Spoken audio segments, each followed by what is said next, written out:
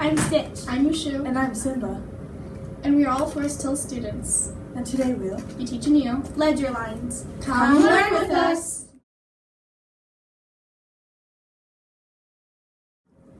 Hey Mushu. Hi Stitch. Have you ever heard of Beethoven? Of course. I've been wondering, how does he write his music? How about ledger lines? What are ledger lines? I can answer that. Hi Simba. Ledger lines are lines that tell us what the notes are if they're above or below the staff. Can you show us an example? Sure.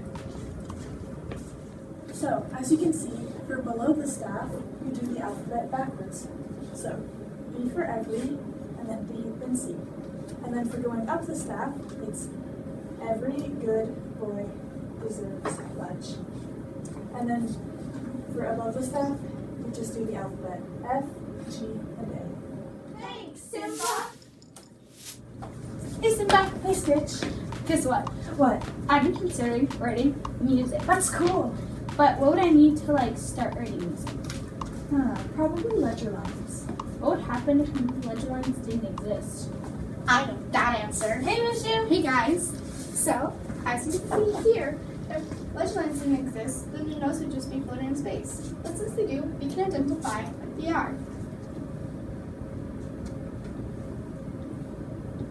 Like this. The ledger lines hold the notes in place. Thanks Mushu. That You're makes so welcome. much sense. Hope you enjoyed learning with us. Please subscribe. Bye.